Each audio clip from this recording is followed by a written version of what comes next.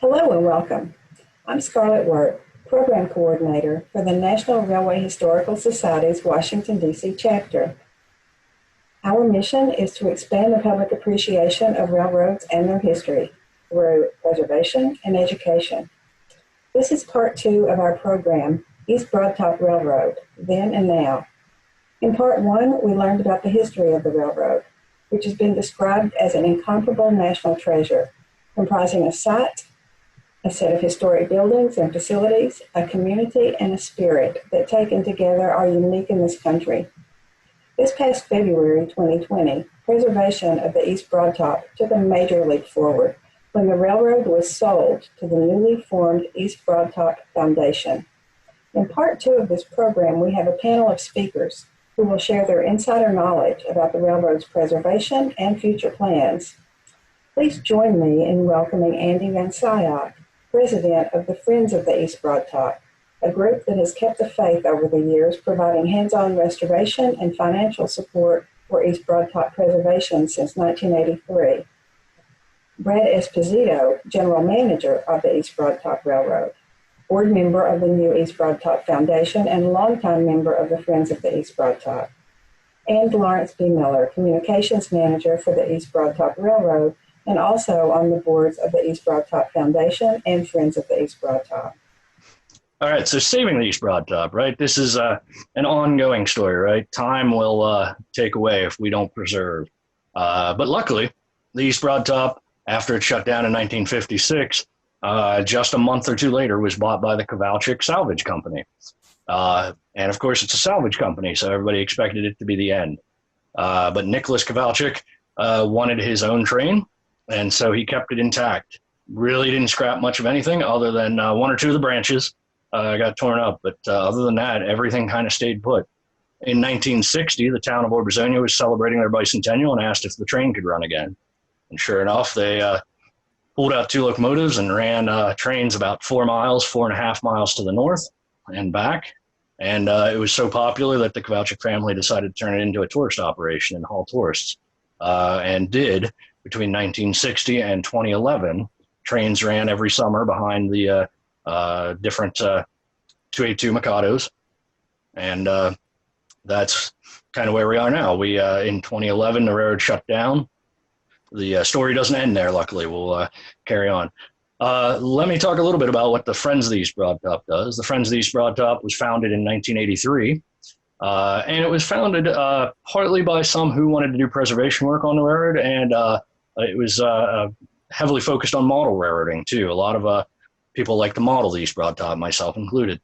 So it was a multifaceted organization, and we do a number of different things. We do programs, of course. We do a fall reunion each year, which comes up here in October. We also publish a quarterly magazine, which is just a fantastic magazine, the Timber Transfer. It's part of your membership. And we do some other activities here and there too. The biggest thing we're doing these days, though, is restoration of equipment and buildings and whatnot. We'll go through some of that here. So first project up here, 168, boxcar that was converted to a rider car. And one of the features here that's not easily seen in this picture, though, is it's a handicap accessible car. It's ADA compliant in that it has a lift built into the far corner of it from that lower left picture. And the lift is actually battery powered, but solar charged. So here again, the East Broadtop, who was very advanced in building steel cars 100 years ago, also has a solar powered handicap lift in one of its rider cars. So other projects we've worked on, the M3, the small track crew car, essentially, that can seat about 8 guys, kind of cozy. But it's a great little machine. Some of the friends rebuilt that quite heavily, like I said, a decade ago, and it runs well now and is often out when we can have it out. Next, we are working on Combine 14. So in one of the earlier slides, you saw Combine 15, the passenger car that came from the Boston Revere Beach and Lynn, as you can see in the picture of the truck pedestal there in the upper left that's lettered for BRB&L. But what's great about this car, it's a wooden car, dates to about 1882, for the Boston River Beach and Lynn, came to the East Broad Top in 1916. And not only are we rebuilding this car, but we've had opportunities to use some of the original shop tools there in the room. We've had one or two machinists on our crew, fantastically talented individuals, who not only were working on the car there, but using some of the original machines and tools to do that work on that car. And you can see turned out the pins there for the truck, center bearing and whatnot in the lower left. So fantastic. But we are also rebuilding the whole body. It's been an ongoing project, but we're certainly past the structural work, and we're basically doing a lot of trim work and siding and stuff like that at this point. But wooden car that hopefully will be back in service next spring. And of course, with any projects, you got to paint and letter them. So we do a lot of that, a lot of painting. You can see Hopper 802, I believe, in the lower right there, with the side bays being painted after we did some major steel replacement and brake work and other types of restoration work on that car. I'll also highlight Dr. Lee Rainey in the upper right picture doing the lettering there on 168. And special thanks to him. I forgot to say at the beginning, a lot of these slides he helped with, or he created a lot of these slides, being the true expert on the East Broad Top history. Okay, and next then we not only work on the rolling stock, but we get into buildings as well. And we do all sorts of work on the buildings, replacing siding, of course. We do painting. We have replaced and sealed roofs. We've even done major structural work at times, jacking up corners of the buildings that have sunk and replacing posts. And you name it, we have basically done it on the East Broad Top shop buildings. We've done brickwork. We've repointed, this is the boiler house for the shop. And again, Lee in the upper left. The main entrance to the shops here, you can kind of see a little bit of a before and after as we're working there, priming in the upper left. And then in the lower right, kind of the finished product after we've been done. We've replaced tons of glass. Windows are always a major task, and everything looks great when it's done. More sort of before and after, certainly around 2000 is probably when that upper left picture was taken about 20 years ago. And you can see that same face of that building in the right, and then on the bottom left before sort of in progress, and then below finished. So some fantastic work that our crews have done to preserve the buildings. And lastly, we go inside the shop. So the video that we opened with is actually the shop engine running, which you can see in the top left picture the best. You can see we had a crowd there. The Friends actually got that running on compressed air a number of years ago now, which was fantastic. We were very excited about that. And it's sat relatively idle since then. But as you can see, the video at the beginning of this was shot in Lawrence, I believe, just a few days ago, where they ran the shop engine on air again. And even blew the shop whistle on the compressed air. And more importantly, the foundation now, along with some help from the Friends on occasion, is working on getting the line shafts that connect that shop engine to the tools throughout the shop complex, getting those aligned, getting the bearings straightened, and doing the work that needs to be done to allow those line shafts to run, and acquiring the leather belts that are needed to connect them to the various tools. So very cool, and we'll talk more about that here in a few. Okay. So that's the Friends of the East Broad Top. The Friends of the East Broad Top is a 1,200 member organization at this point. We're very excited to be up that high. But the excitement this year, and as much credit as they'll give the Friends, I definitely want to get into talking about the foundation. I guess before I move into the foundation, are there questions out there about the Friends? I have a question. Could you just say a little bit about how you run your work weekends, and for people who might be interested in that? Okay, the work sessions. So Friends of the East Broad Top obviously does a lot of work around the railroad, and we tend to do that focused on weekends. Generally speaking, the work weekends are about once a month. Here in the summertime, we kind of get them down to once every 3 weeks or so. And then, of course, we might forego a work session in December and January. But we have started doing work outside of those, but we still focus on those work sessions. And usually it's a Saturday, Sunday from 9 to 5 both days, basically. Requirements are you have to be a member and at this point, 18 or older, basically. And we just had one this past weekend with roughly 50 people came out to work this weekend, which is fantastic. The numbers are obviously up this year, but we do have some challenges with the COVID-19 issues with we have to keep people spaced. We provide masks if desired or if working in close quarters with each other. But we continue to charge ahead and work with the foundation on that. And I do have one other question, couple of questions. Who owned the East Broad Top prior to the current ownership, and why did it shut down in 2011? So up until this year, that's actually a perfect segue for this next segment. And that is that the Kowalczyk family owned the railroad from 1956, right after it shut down from common carrier operations, until 2020, until this year. The Kowalczyk family still owned it. In 2011, the railroad basically shut down. Conditions didn't permit operations to continue. There was some degradation, some concerns, and also the Kowalczyk family was looking for someone else to actually operate the railroad. And that's essentially what we're here to talk about tonight. So I'd like to take this opportunity to kind of introduce Brad and Lawrence, two great friends of mine that I've known for years now, and I've had the pleasure of working with them numerous times.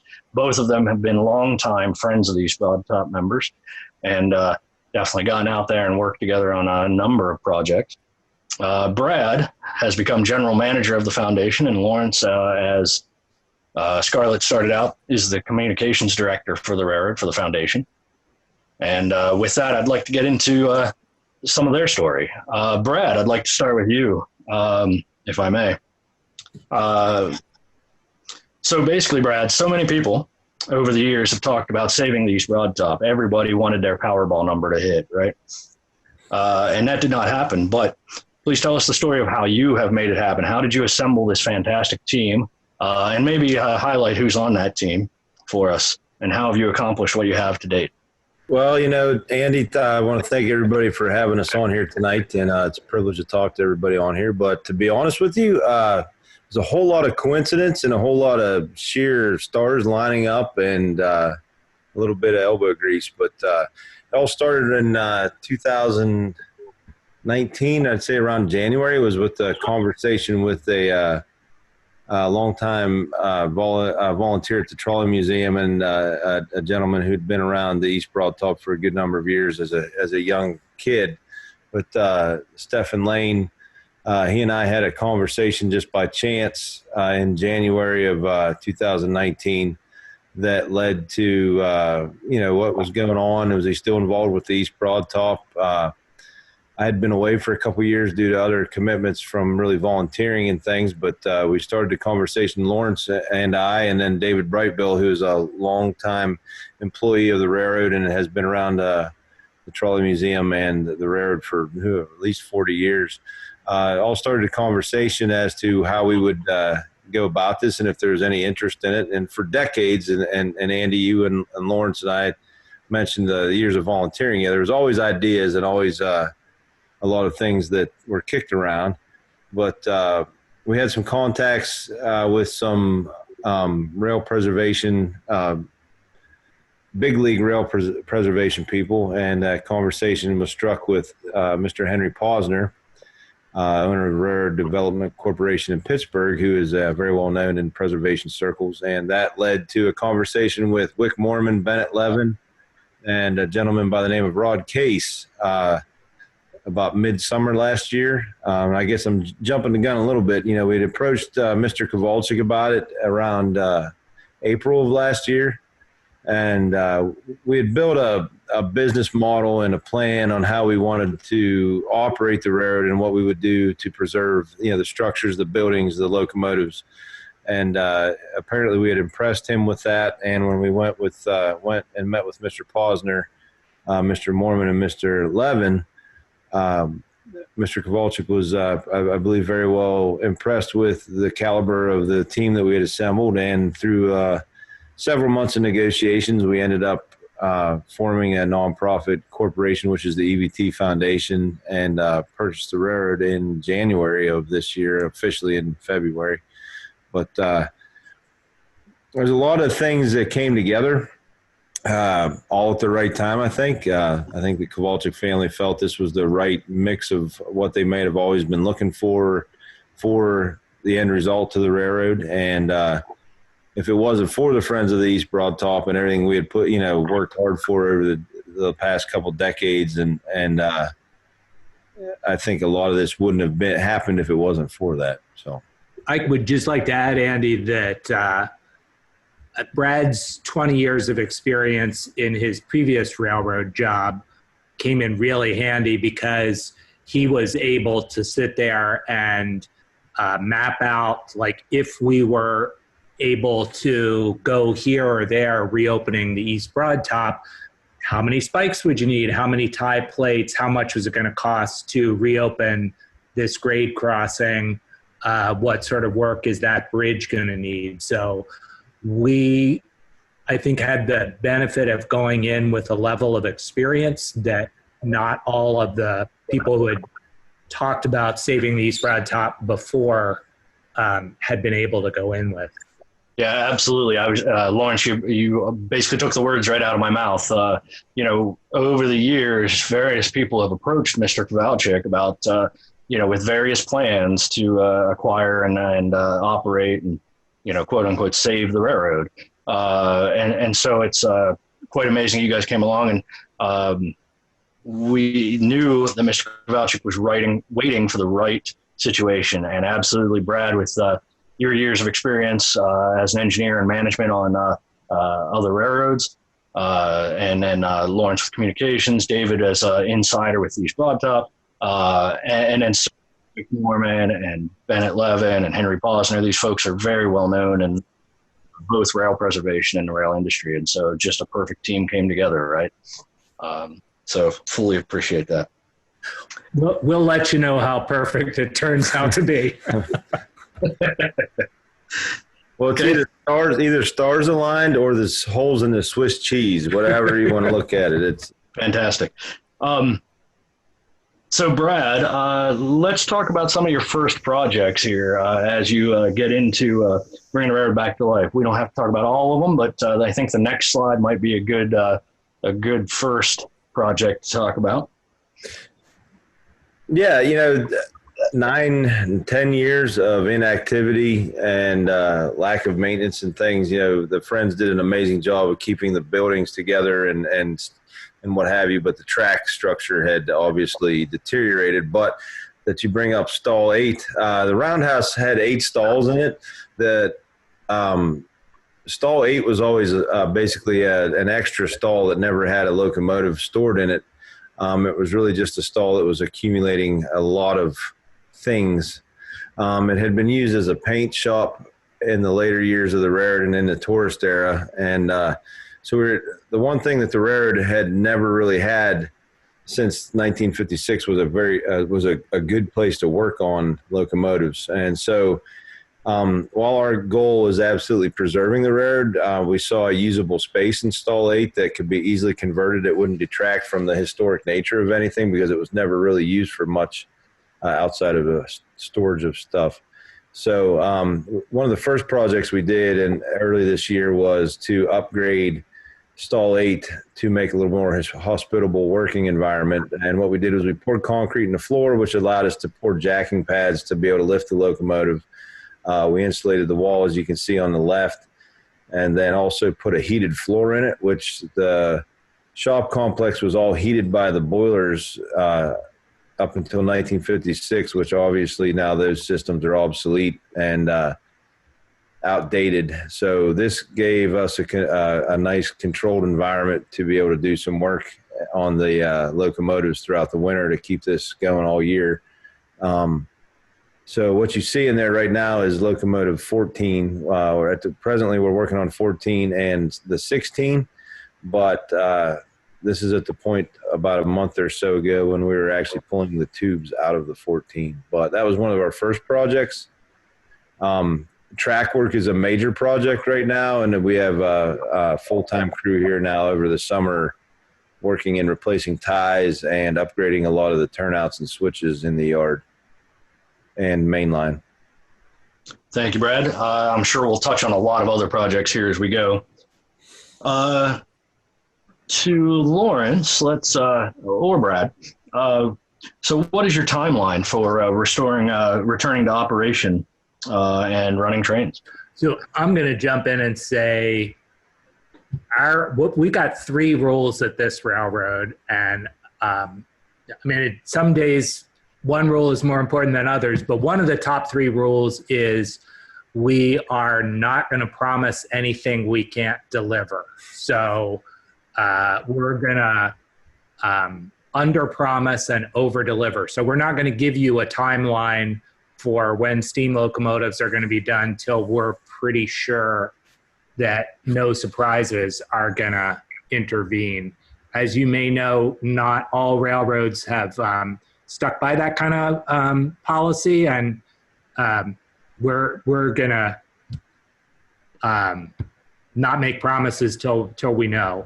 That said, we're certainly looking at running trains in 2021 on a regular schedule if it's at all feasible. Is that fair, sir? Sounds great. We're giving away. So, Lawrence, you touched on one thing that I'll ask Brad about, which is every restoration project, anybody who follows rail preservation or is a part of rail preservation, every restoration project comes with surprises. So, Brad, if you could, what surprises have you found so far as you tear apart 14 and 16, or maybe in the buildings, or what interesting discoveries have you made? Yeah, really, it's kind of funny because as of right now, we are pleasantly surprised with the locomotives. No major surprises. We are just getting into the nuts and bolts of the ultrasonic testing and things, so we may find some, but nothing there yet. The buildings, all the stabilization work that's been done up to this point by Woodford Brothers from New York has been actually far less dramatic than I thought, and the surprising things that we've found are bridges that have been damaged and a little bit of minor vandalism that were not expected. Runk Road Bridge, as many people who follow the railroad might know, was damaged by a large boom truck about 3 months ago. And so that it's just amazing to me that the railroad has sat for all these years and now all of a sudden I have to replace a bridge. But that was probably the biggest surprise. The biggest thing for me is being here, and Lawrence I think will second that, is that all these years of being involved with the railroad, I now know more than I ever thought I would want or needed to know about the East Broad Top Railroad. Many things I don't think I needed to know, but now I do. So. Just add one thing about surprises. The second floor of the station has basically been off limits to everybody for forever. There were about 3 people who were ever allowed up into the insane amount of files that are up there. And that's for good reasons, because there are a lot of old property rental records that concern people whose relatives are still in the county. But there's a vault full of engineering drawings that are jaw-dropping. And that's going to be one of our challenges, is how do we create an archive to hold all of that stuff. But, Brad went in looking for bridge drawings because we've got bridges that we're going to need to take care of. But in the process of trying to sort through this this disorganized tangle of drawings, all these amazing things came out. The railroad had at one point solicited other firms to provide designs for what became the M1 gas electric. So we not only have a foot-high stack of drawings for the M1 that we know.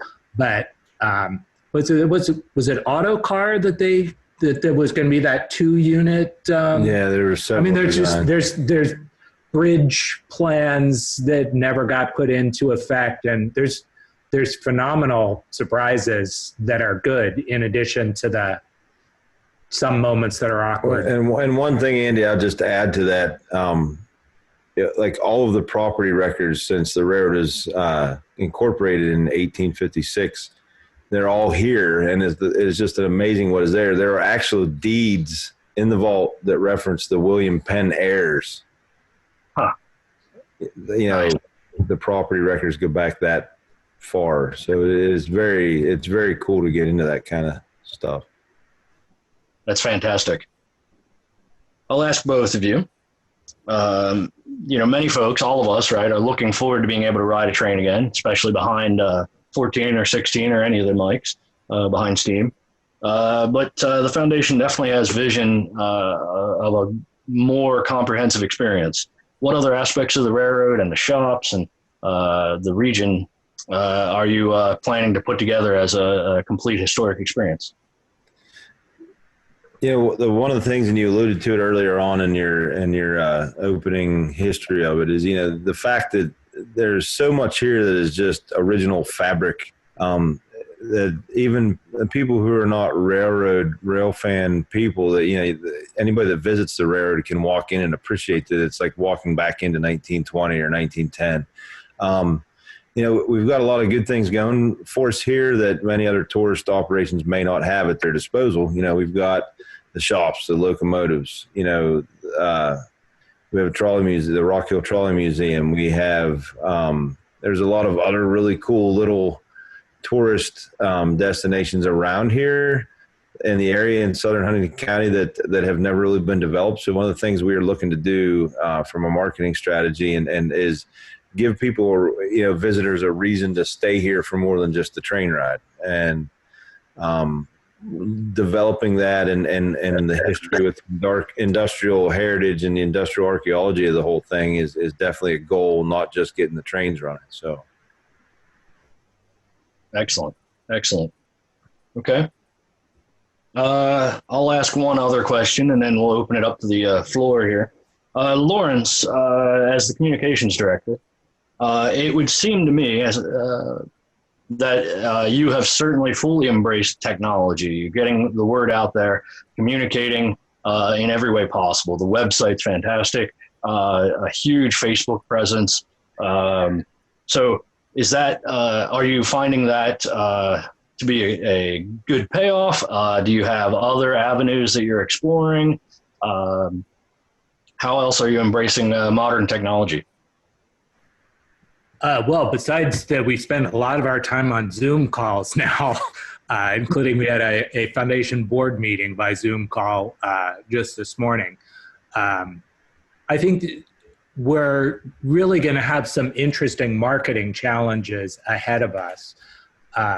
One thing is when you get a lot of rail fans and put them in charge of a railroad, they tend to think like rail fans, right? Like, well, of course, everybody's going to want to come see superheated Mikados from 1916, right? But the fact of the matter is that tourist railroads really depend on families, grandparents bringing grandchildren, families who are looking for a weekend experience. And it's not just that they want to come ride behind a steam train. So we're going to really need to up our game on being able to reach those people. And we're going to need to reach people from DC, Baltimore, Philly, Pittsburgh, because we're going to, once this gets up and running, we're going to have to have revenue enough to keep it up and running. And that's going to be an interesting marketing challenge for us. And as you know, I have exactly zero background in that. I was a higher education journalist for the past 39 years. So we've got quite a learning curve going on, which is a lot of fun, but also pretty scary. Okay, absolutely. Thank you, guys. So as we have, actually, the three of us have certainly stayed up into the wee hours of the night talking, and certainly I could do the talk with you guys all night. But let's maybe move on. There's a video or two here. Let's show those. It's Wednesday afternoon. We're here at the East Broad Top Railroad in Rock Hill Furnace, Pennsylvania. I'm going to do a quick tour of the East Broad Top Roundhouse just to show y'all what is going on inside. The Roundhouse dates from the 1880s. Originally, we think 6 stalls, then expanded to 8, which is what we've got now. Right inside the door here is one of the East Broad Top's classic track maintenance vehicles, speeder cars. The East Broad Top has one of the best collection of 1920 speeder cars ever anywhere, and this is the rarest of the rare. This is a Casey Jones. Over here we have number 16. This is a 1916 Baldwin Mikado. All the East Broad Top locomotives were from Baldwin, and all of the big road engines were Mikados. Number 16 is superheated. You can see the superheater flues are the big round holes. Everything is out of the inside of this locomotive and stripped off the outside of it because we expect this to be the first locomotive back in service sometime next year. This locomotive was in the East Broad Top's machine shops in 1955 for a pretty thorough overhaul. And then in 1956, the first couple months, it was only run a couple of times, and it was never brought out in tourist service. So it is as close as you're ever going to find to a fresh out of the machine shops East Broad Top locomotive. Over here in the first track, we have the M1 gas electric car. That is a 1927 Brill Westinghouse product, but actually built here at the East Broad Top because the J.G. Brill Company did not have narrow gauge erecting facilities. So this was built because passenger traffic had been dropping off, but the railroad wanted to keep the mail contract. So it's got a 12-seat passenger compartment all the way at the back, a freight compartment where you could put the U.S. mail, and engine compartment up at the front for a 250 horsepower inline 6-cylinder engine that drives a generator. Then there's 75 horsepower motors down on all 4 axles. That is a complete one of a kind. That's the Smithsonian grade piece of equipment we have here at the EBT. Over here on the third stall is number 15 from 1914.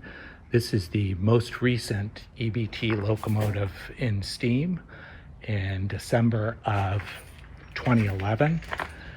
Next up is another of the 3 big locomotives, number 17. This is from 1918. Very sharp locomotive. This was used in tourist service, unlike the 16. A couple of diesels here. The M7 is a 1970s GE. I want to say it's a 40-something ton, ballasted up to maybe 56.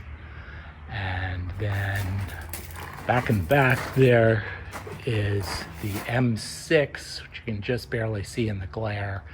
That is an 18-ton Plymouth. Next, all over number 18, the last of the 3 big locomotives, and as you might be able to see, is from August of 1920. So this locomotive is just about to turn 100 years old. This, like the 16, was not used in tourist service at all. The 3 big locomotives were good for hauling 22 empty coal hoppers back up the mountain to the mines. That's how the East Broad Top rated the locomotives, was how many empties they could carry back uphill. Bringing the cars downhill was not so much of a challenge. You just had to be able to stop the trains. This is number 12, which is the oldest of our surviving locomotives. This is from December of 1911. This is also the smallest. This was the first of the Mikados, the 282 wheel arrangement at the East Broad Top. And this was good for 15 hopper cars going back up the mountain. So the small locomotive is good for 15. The two medium-sized, 14 and 15, were good for 18. And the three big locomotives were good for 22. And we can step through this door here and come into stall 8, which used to be the paint stall, only had track about 3/4 of the way into it, and was used mostly for painting hopper cars, as far as we could tell by the stains on the walls. We have redone this just a couple of months ago with a concrete floor that can be heated in the winter, so that if we run Christmas trains, you don't have to worry about the water freezing in the boilers. You can see number 14 is in here right now. This is probably the second locomotive that will be coming out of the shops, assuming we have no surprises on the 16.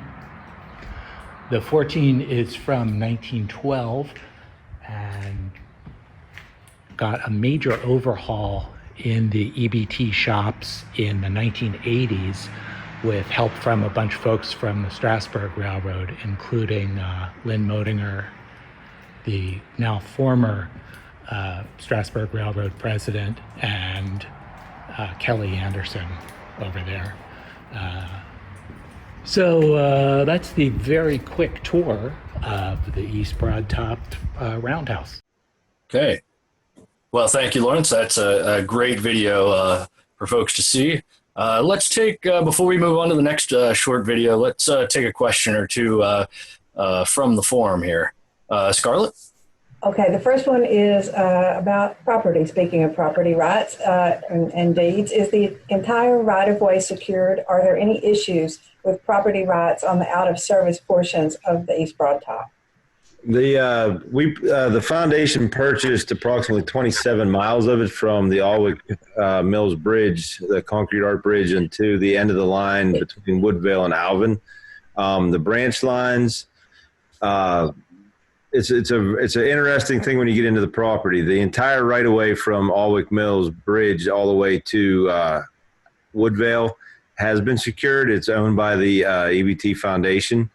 Those rights, amazingly, the railroad was actually never technically abandoned. They applied for abandonment in 1959, I believe, or 56.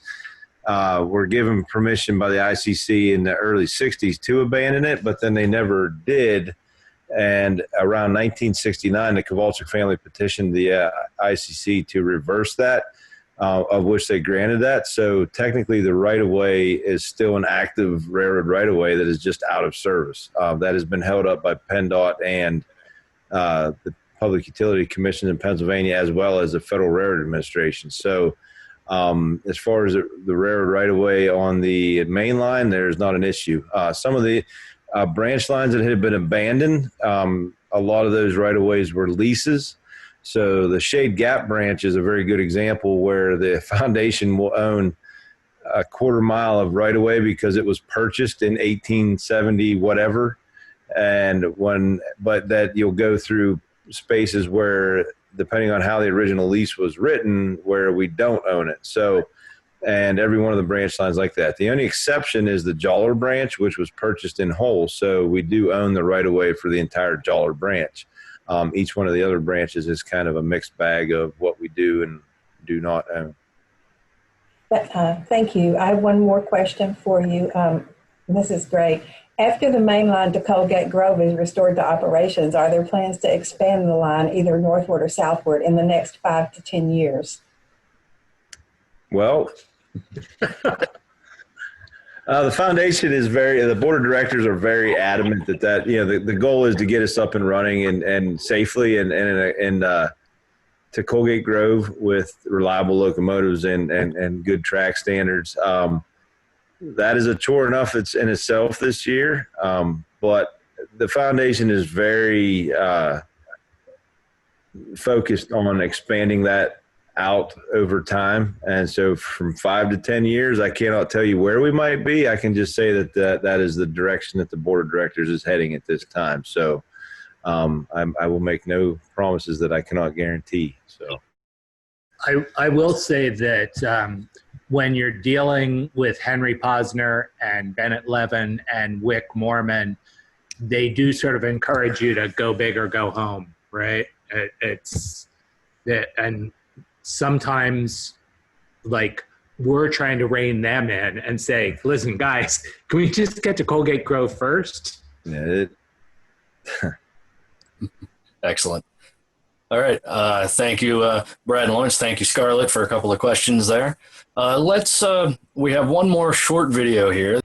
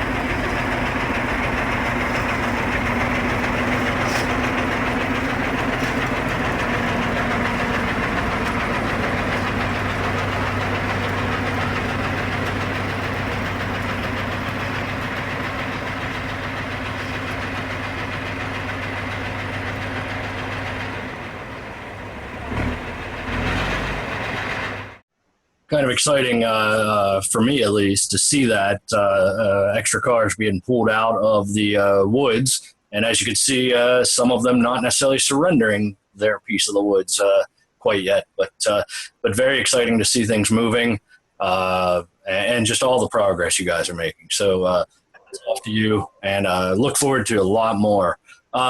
Lawrence, I'd just like to ask here, as we get to sort of the end of our time this evening, there's some events coming up. I know the August event. I'll let you talk about that. And then we also have the FEBT Fall Reunion coming up. So over to you, Lawrence. So 13th marks the 60th anniversary of the beginning of tourist railroading at the EBT. And we are going to have a special ceremony on the 13th at 1 p.m. And then the 13th, 14th, and 15th, we're going to run very short trains of open cars pulled by one of our diesel locomotives, just to give people a little taste, especially our neighbors here in Huntington County, a little taste of what's going on. So we're pretty excited about that. The two towns, Orbissonia and Rock Hill Ferns, have a tradition of having a summer festival called Homecoming that we're going to bring out some elements of that. And we're very fortunate that having the open cars and having as much space as we do, we're limiting tickets to 50 per train. So there'll be plenty of open space for people to socially distance, and they'll get a trolley ride, some ice cream, a quick walk through the machine shops, and stalls 7 and 8 of the Roundhouse. So that will take place the 13th, 14th, and 15th. We are sold out of tickets except for a very few on Thursday afternoon because we are limiting that. The Friends of the East Broad Top Reunion will be Columbus Day weekend in October, which I think is perhaps the 9th, 10th, 11th. We are very much looking forward to that. We're hoping we'll have a little more track back in service by then, because Brad's got a real big, a series of big track projects underway right now, going out to Colgate Grove. So that's what we've got going on so far. It is, we're certainly keeping a very close eye on the COVID-19 news to make sure that anything we do, we can do safely. And we are also keeping a close eye on our track crews to give us a sense of, where we will be by the time it gets to fall foliage season, whether there might be any possibility of doing anything later on this year. But that's where we are right now. Scarlett, were there any other questions from the crowd that we'd like to answer tonight? No, I think we've covered that, Andy. Thank you. Okay, thank you. So I think we're good. Brad, Lawrence, did you have any other final things you'd like to share about the foundation, or how people can help maybe? We can talk about that a little bit here. No, really, if you want to help, join the Friends of the East Broad Top. You can see the address here, febt.org. Join the Friends and either donate your time or your money. But as far as the EBT Foundation, keep an eye on our website and our Facebook page, and we hope to be able to keep moving forward here and bring you some new surprises here over the winter and into the spring. And I want to thank you all for having us here. Definitely. I would like to thank you too. I think we had a great discussion this evening. If people would like to find out more, there's the two websites. Like we talked about a little bit earlier, watch Facebook. And definitely there are many exciting things to come. So very much appreciate everything you guys are doing, and enjoy collaborating with you and working with you as as you move forward. Congratulations on everything you've done. Well, thank you, guys. Thanks. Scarlett, back to you. Thank you, Andy, Brad, and Lawrence, for a fantastic program. You've accomplished great things already, and we're excited to see what happens next.